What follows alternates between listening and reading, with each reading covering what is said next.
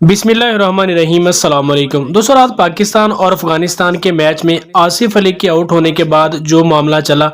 और अफगान बॉलर ने जितनी बदतमीज़ी आसिफ अली के साथ की और उसके रिएक्शन में आसिफ अली ने जो कुछ किया वो सोशल मीडिया पर वायरल है और सभी लोग इस पर अपने अपने कमेंट कर रहे हैं। इसी हवाले से पाकिस्तान के साबिक स्पीड स्टार शुएब अख्तर का बयान भी सामने आया है। उन्होंने शदीद रद्द-ए-अमल का इजहार किया है। उन्होंने कहा कि अफगानिस्तान के हारने की वजह ये है कि वो बहुत मुतकब्बर हैं, उनमें तकब्बुर बहुत ज़्यादा है और इस तकब्बुर की सज़ा उन्हें मिल चुकी है और वो पाकिस्तान से जीता हुआ मैच हार चुके हैं। उन्होंने कहा कि अफगानिस्तान के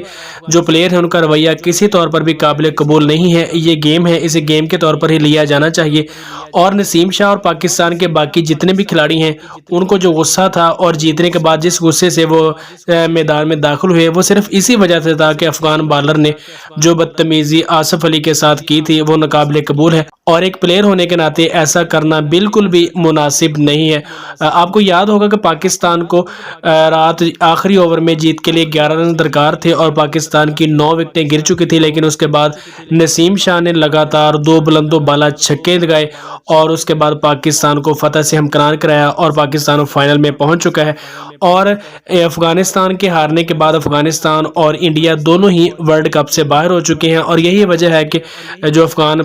शायकीन थे उनका रद्द-ए-अमल सामने आया और उन्हें ये हार बिल्कुल भी काबिल कबूल नहीं थी। लेकिन गेम में ऐसी बेहुदा हरकतें नहीं करनी चाहिए। जीत हो या हार, जीत पर जब खुशियां मनाई जाती हैं तो हार को भी तस्लीम करना चाहिए और इस तरह की ओछी हरकतें नहीं करनी चाहिए।